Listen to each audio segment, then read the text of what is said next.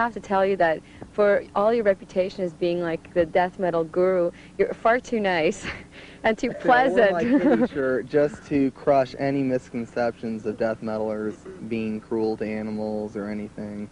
I'm an animal lover. And yeah, you know, people will probably be surprised if they met a lot of bands, you know, especially in this type of music, because everyone seems extreme and, you know, they put on this image, but, you know, I'm definitely whatever, trying to break that. Yeah. You know, we're people too.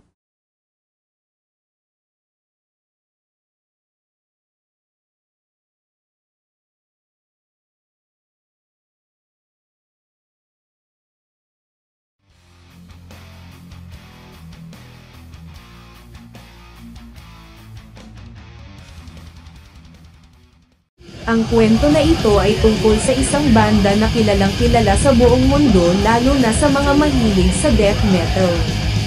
Kapag ang binanggit ay death metal, ano ang mga banda na madalas na binabanggit ng mga kilala nyo?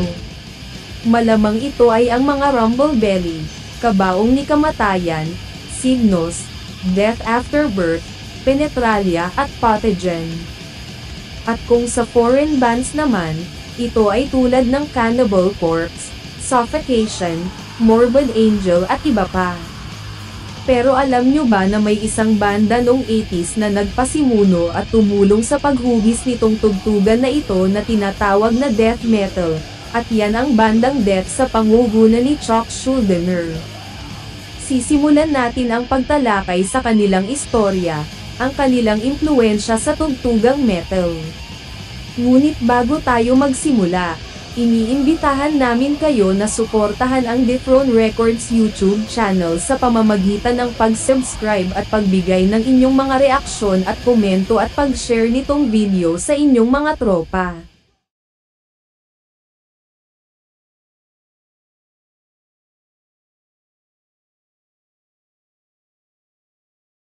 Noong May 13, 1967, ipinanganak si Chuck Schuldiner sa Long Island, New York.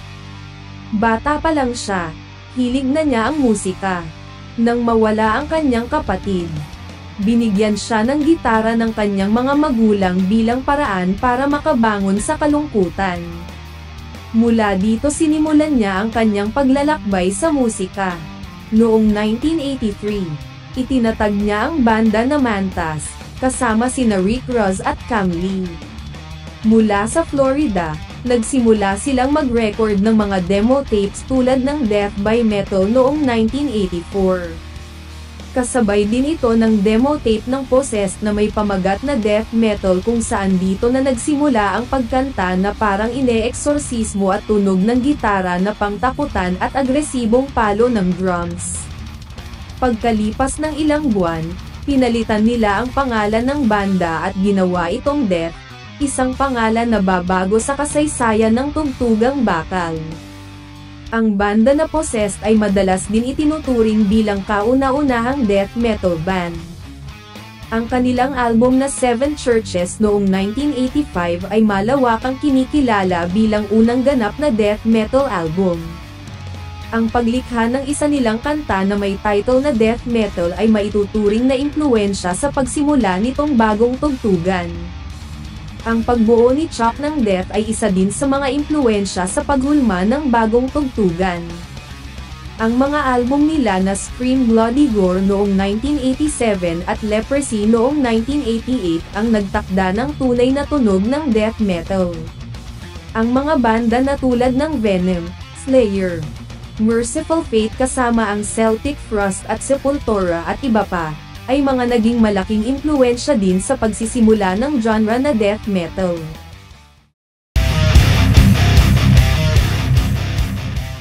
This video is sponsored by Bel Mori. Check out these amazing lip stains. They come in 3 stunning shades for powder mattes: Punk Brown, Scarlet Flame and Mulberry Pink. 2 shades for gel tints: Red Wine and Whiskey Brown. Get your hands on these fabulous lip tints and elevate your makeup game. Use this code, BM924 Throne Lips to avail special discount. Messages on our Facebook page and order today. Limited stock available, so don't miss out.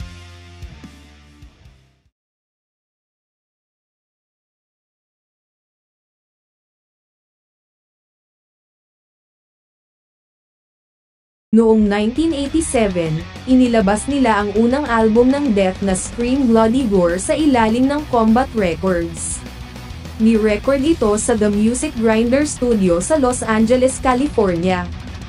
Ang album na ito ang sinasabing unang tunay na death metal album na ang mga kanta dito ay hango sa mga iba't ibang horror films na kanilang kinahiligan. Ang miyembro sa album na ito ay dalawa lamang. At yan ay sina Chris Reifert sa drums at si Chuck naman ang tumugtog ng gitara, bass at vocals. Kung ikaw ay gustong mag-explore sa tugtugan ng death metal, mas inirerekomenda na pakinggan mo ang buong album na ito para mas maramdaman mo paano nila nagawa ito sa mga panahon na yun at ang estilo ng musika para makamit ang ganitong obra. I believe this is hell, and there aren't demons flying around with horns. People are demons. People are evil. We create evil as people on earth. This is hell, and we have heaven. We have happiness, and we have the hell that people create. And just not sure what the hell is going to happen after we die. Ang kanilang ikalawang album na Leprosy ay inilabas noong 1988 at ito ay ini-record sa pinakakilala na Morris Sound Recording Studio sa Tampa, Florida. At na-master sa Fuller Sound sa Miami kasama si Scott Burns bilang engineer. Ang line-up sa album na ito ay si Bill Andrews sa drums, Rick Ross sa gitara at si Chuck ulit sa gitara, bass at vocals. Ang album na ito ang naging pamantayan sa tunog ng death metal at naging impluwensya sa mga sumunod na ibang banda. Nirarapat din na pakinggan ito mula sa unang kanta hanggang sa huli. Noong taong 1989, nakasama sila sa isang VHS concert recording na The Ultimate Revenge Part 2, na kung saan kasama nila ang heavy metal band na Raven mula sa United Kingdom. Thrash metal bands na Forbidden, Dark Angel at Faith or Fear. Ito ay ginanap sa Philadelphia. Ang ikatatlo nilang album na Spiritual Healing ay inilabas noong 1990. Ito ang magiging huli nilang album kasama ang Combat Records. Ang recording at mixing ay pinamunuan ni Scott Burns at ng banda sa Morris Sound Recording Studio. Dito tinalakay ni Chuck ang mga tema ng lipunan tulad ng relihiyon at moralidad. Ang mga kasama ni Chuck sa pagsulat ng album ay sina Bill Andrews sa drums na mula sa banda na Massacre, Terry Butler sa bass na galing sa banda na 6 Feet Under at Obituary, at si James Murphy na mula sa mga banda na Disincarnate, Testament, Obituary at Cancer at si Chuck sa gitara at vocals. Ang album na ito ay isa sa mga dapat pinapakinggan kung mahilig ka sa death metal. This video is sponsored by First Ink Tattoos from San Mateo, Rizal. Visit their Facebook page or send a message to 096640745557. Book a tattoo schedule now and use this promo code to avail special discounts from First Ink Tattoos.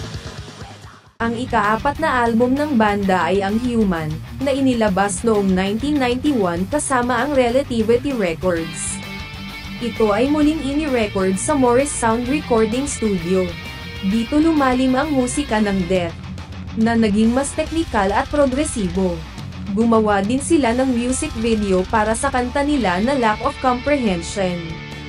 Ang lineup ng album ay sina Chuck sa gitara at vocals, Paul Masvidal para sa gitara mula sa bandang Cynic, Sean Reinert sa drums, Steve DeGiorgio para sa bass na galing sa Sades at ngayon ay nasa Testament.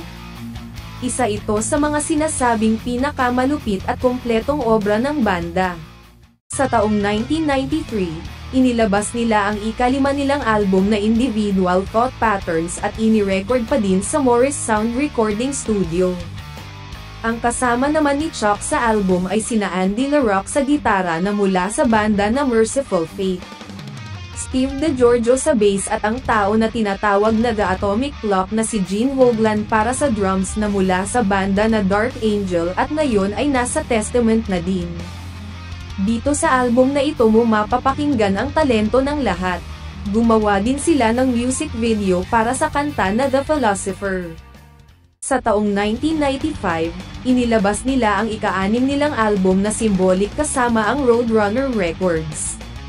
Ang kasama ni Chuck sa album ay sina Kelly Conlon sa bass kasama si Bobby Coble sa gitara at Gene Hoglan sa drums. Katulad ng kinagawian, ito ay ini-record sa Morris Sound Recording Studio. Ito dapat ang magiging huling album ng banda ngunit hindi pumayag ang Nuclear Blast Records na ilabas ang side project band ni Chuck na Control Denied kung hindi niya sila gagawan ng isa pang album. Sa taong 1998, inilabas ng Death ang ika-7 nilang album na The Sound of Perseverance sa ilalim ng Nuclear Blast Records. Katulad ng dati, ito ay ini-record sa Morris Sound Recording Studio. Ang mga kasama sa album ay sina Shannon Hamm sa gitara kasama si Scott Clenderin sa bass at Richard Christie sa drums. Ang iilan na kanta dito ay dapat para sa unang album ng isa pang banda ni Chuck na Control Denied, ngunit nakiusap ang Nuclear Blast Records na ilagay na lang ito sa bagong album ng Death.